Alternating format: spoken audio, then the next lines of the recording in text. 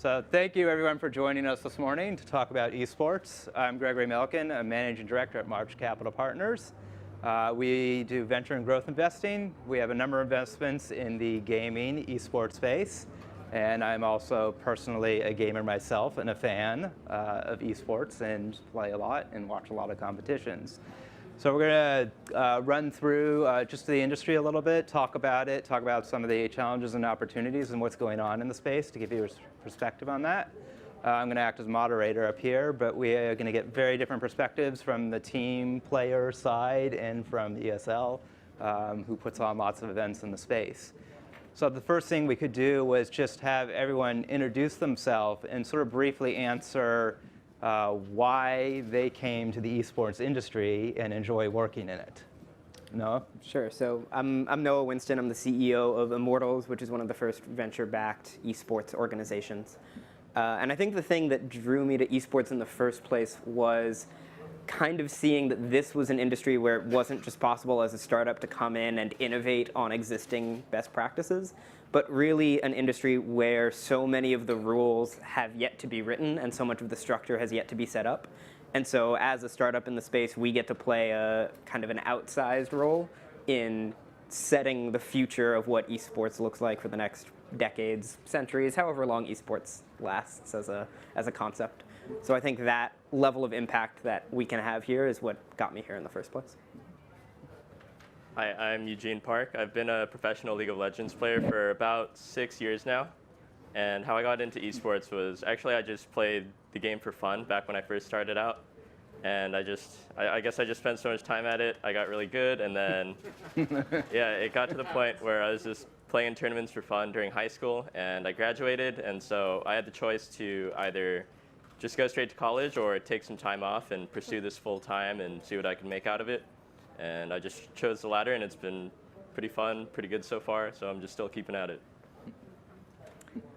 I'm Yvette. I'm the Chief Operating Officer of ESL America, not English as a second language, eSports League. We're the largest eSports company, and actually I think the oldest. We put on everything from amateur to professional competitions around the world, working with every title you can think of. I do not play at all, never picked up a game, but I started my career in tech back when you still had to plug your computer into the phone line to get it to dial up. And when I was approached for this job, I realized that this industry has a lot of the hallmarks of Tech 2000. Nerd-driven, absolutely, passion play for most of the employees that we have. It is, the monetization models are still to be determined. The industry is growing at a crazy, chaotic pace, and it scares the shit out of anybody who's over 45. And so that and my 12-year-old, it was the first time he thought I had a cool job. So that's what brought me here. Yeah, so I think what's really interesting here is you don't really play. At all. No, I know you don't really bill yourself as a player either. You're a fan. So there's a lot of people, I think, who are interested in the industry now, who are coming to work in the industry, who don't bill themselves as players, but see the opportunity in terms of what's going on. I think that'd be a good idea if you can give us some sort of overview of the scale right now of ESL in terms of events you put on, publishers you work with. Sure. So ESL has been around since 2000. We have 11 offices around the world. We are broadcasting esports content 365 days a year. We have a 24/7 esports TV channel that we run in Europe.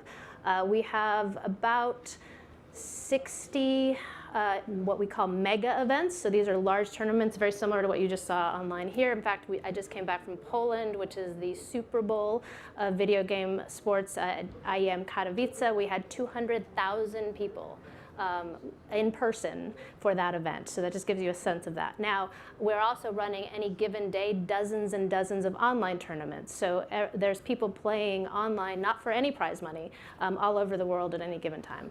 We work with every major game publisher, and one of the interesting things about ESL is it has always positioned itself in the middle of this ecosystem with the idea that you actually don't know what the next hot esports title is going to be. When League of Legends came out, everybody thought it wasn't going to be any good.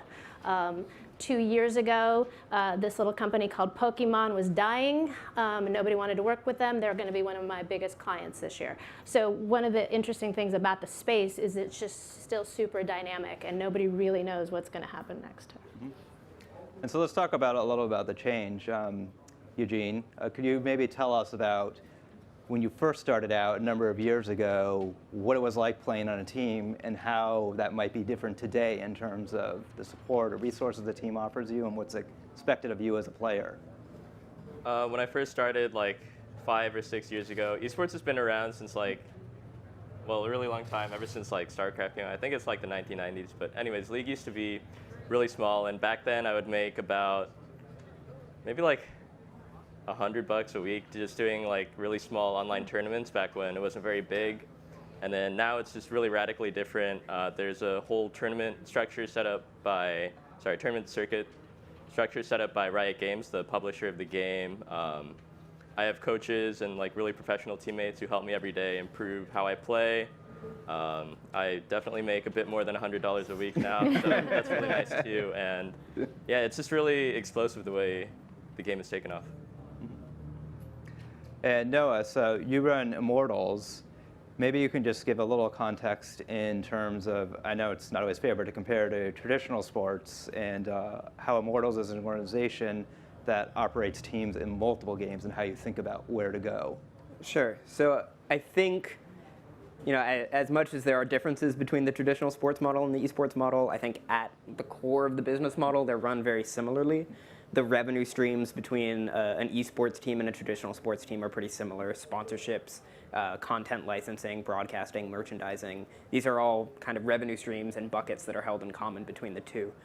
But really the place where the esports model differs is that instead of being single planetary, right, a football team, a soccer team, a baseball team, esports teams are kind of multi-planetary. So Eugene plays for us in the game called League of Legends, but we maintain teams in 5 different competitive games.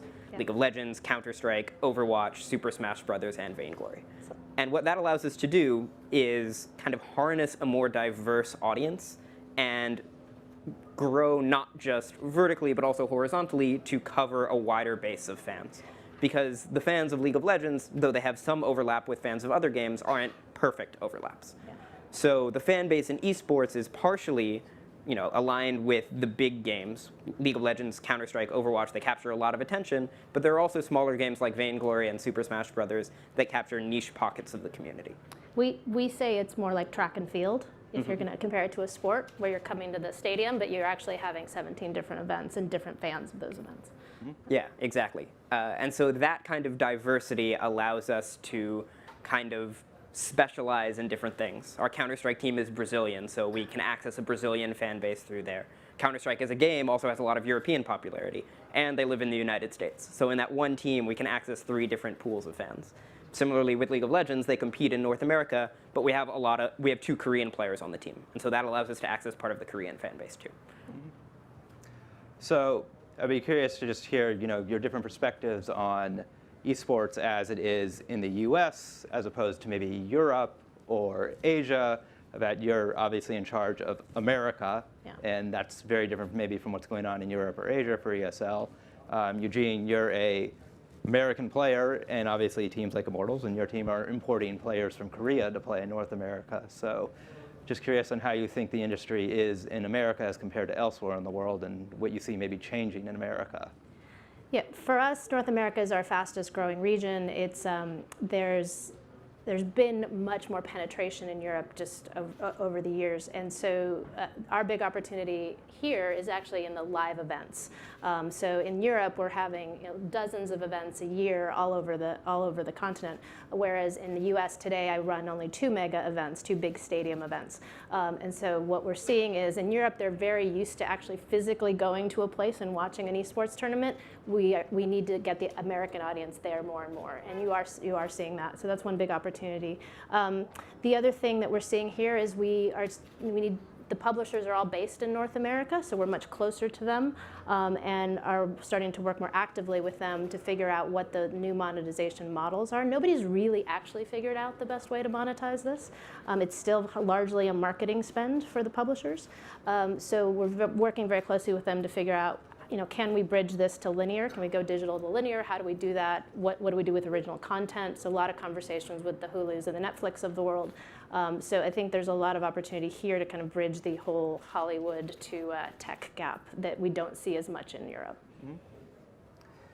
And Eugene, I mean, how do you see yourself as maybe an international star, celebrity? It seems like most of the players who achieve huge celebrity status have been Korean or from Asia.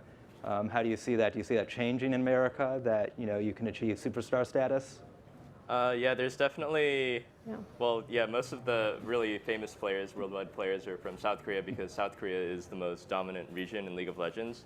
I guess as a player, I don't really have like too great of a perspective on how different the ecosystems are like in America compared to how it is in Europe or somewhere else. But as a player who's been able to play with teammates from just all over the world, like Canada, South Korea, I've had teammates from Scotland, Germany, Denmark. It's really cool to just kind of experience all the level of globalism, get to experience different cultures and just how people are from different places. And Noah, how do you think about building the Immortals organization fan base outside the US? Yeah, so I think that core to building the fan base is like an understanding of the way that the team ecosystem functions differently globally. In America and Europe, teams are very entrepreneurial, very startup, whereas in Asia, teams function more as extensions of big corporations. So teams in South Korea are actually owned by massive Korean corporations like Korea Telecom and South Korea Telecom. So here we kind of have this scrappy spirit with teams. We kind of have to claw for fan base, and that's done through really targeted and localized content. So making videos to appeal to specific segments of the fan base, whether they're in Portuguese for the Brazilian fans or in English for American fans, subtitled for fan bases in different countries. That's something that we have to specialize based on who we're targeting. So there's been a lot of changes, I'd say, recently in esports in terms of investment coming into teams, a lot more awareness, talk about future monetization. I think it'd be interesting to hear your perspective, across the panel on what you think has been maybe the best thing that's happened in the last 12 to 18 months to support the industry, and what do you think the biggest challenge after that is that we face in the next maybe 12 months? You want me to start? I think without question, I think just the greater awareness is that coming from the press and the media is great. I believe that, again, like tech in the early days, there's a lot of frothiness in this market. There's a lot of people jumping in who don't know a ton, and certainly I'm one of the people that came in here and made a lot of assumptions about how the industry worked and got very surprised. And one of those ways is that, as you guys have talked about, the audience. These are super rabid, passionate fans, and they're very, very sensitive to how their properties are being treated and talked about and broadcast. And it's very easy for those of us who are not sensitive and of those communities to come in and do things. And so there's mistakes that are being made. There's announcements where someone will come in and announce that they bought into a team or they bought into something, and they will literally just refer to the game with an acronym or do it in a way that then offends the fan base. And so I think that's an interesting thing that you're seeing right now is the folks that are not of the world coming in and stumbling a lot. So it'll be interesting to see how that plays out as those of us that are not experts are trying to play. Mm-hmm. Eugene, is there anything in the past year or 18 months that has really improved your quality of life as a player that you feel has changed in the industry? Yeah, so again, as a player, I have very limited perspective on the whole business side of things, but for me, I guess there's just been a general attitude shift over the past 12, 18 months towards being an esports player. Before, so we're always like catching an Uber as a team or something, and we'll all be in our team uniforms, and then so the driver will ask, oh, hey, what do you guys do? And we'll be, well, we're professional players for a video game. And back then, that would be like kind of mind-blowing, astonishing, wow, that's so strange. But recently, it kind of feels more like accepted, or the drivers are just like, oh, okay, yeah, I've read about that recently. So I think that's definitely a side effect of the increased exposure. It just seems like a lot more people are aware of this existing now. Mm-hmm. And is there anything as a challenge or you see that's still troublesome for you as a player that you would like view as an opportunity to make your life better in the next year? I guess the challenge right now is still the same challenge that has been in the past, which is that after professional play, it's not really clear what the options are for players. So for me, You're going to come work for me. Oh, yeah. Well, yeah, I'll there's no like streamlined plan afterwards. Yeah. Like, I'm not sure what NFL or NHL players do really, but I assume that they get involved in, there's like a really set up structure and they can go become a coach. Yeah. Or just there's many jobs within broadcasting and things like that. And so there's opportunities like that also for League of Legends, but they don't seem as well planned out yet because the industry is so young. So you say you've been playing for 6 years? Yeah. Yeah. How long do people typically play? I guess people usually maintain their top level. Well, there's some people that are around for a long time like me. I've been playing since the game has come out, but most players I'd say maybe like 2 to 3 years. So you're already outperforming. Yeah. I have guys that work for me in their mid-20s who've blown out their wrists, right, and can't play professionally anymore. So, and it's because they started playing at 12, 10. So. Noah, what do you think has been great in the past year, and what do we still have to fix? So I think that kind of like Eugene mentioned, in the last year, maybe 2 years, 18 months, somewhere around there, there's been a huge influx of attention, capital, eyeballs into esports. More people are paying attention to it, not just at the grassroots level, but kind of at the higher levels of corporate America and investors. And I think while that's represented, done really good things for us, done really good things for the industry, that also is part of the challenge that we face going forward into the future, which is how do you capture mainstream attention and mainstream dollars without losing the kind of authentic feel that esports has created. And you're already kind of feeling some conflict here, right? The fan base that has been around watching esports for the last 3 to 5 years are sometimes at odds with the new structures or new forms of advertisement or sponsorships or content that are being created. And so, at least from our end as a team, it's kind of our responsibility to act as a channeling factor, right? Help investors, sponsors, larger corporations, larger broadcasters enter the space in a way that kind of doesn't offend the grassroots sensibilities of the existing fan base. And hopefully that challenge can also turn into an opportunity, right? Help integrate more mainstream or newer fans into the really beneficial grassroots culture that's existed in esports up until this point.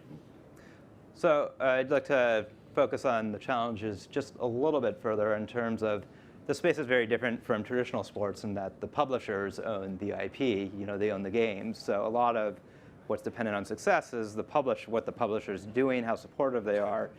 On the challenges side, is there any one thing from the player, the team, the ESL perspective, something that the publishers could do that would help really for the growth of this industry that you see as still blocking growth?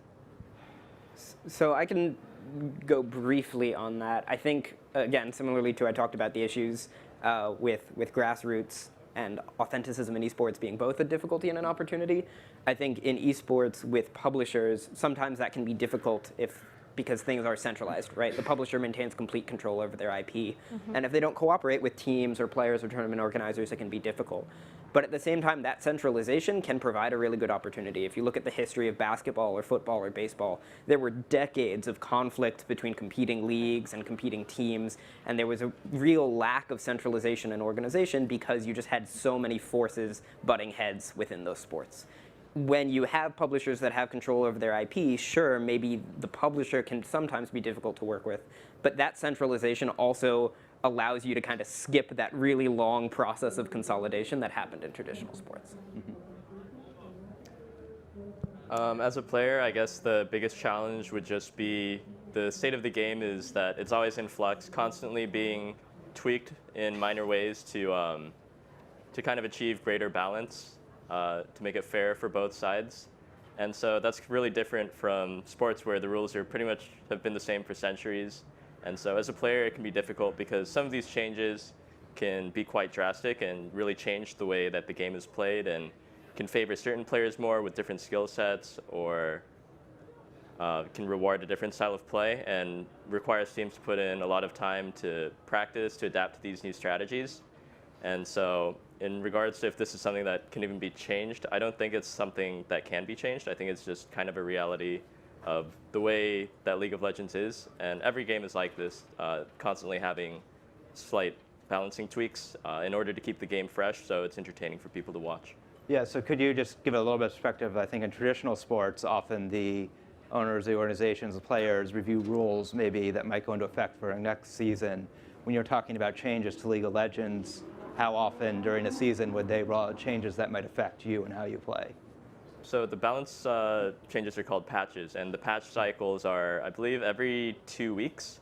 And you receive the patch notes 1 week before they're pushed to the tournament server. So basically you have 1 week to kind of prepare for whatever small or big changes have been made to the game. Usually Riot Games, the publisher of the game, tries to accommodate and keeps the really big changes towards the end of the season after all tournament play has finished, so that players don't have to play a radically different game, but there's still often changes that really change how the game is played just week to week.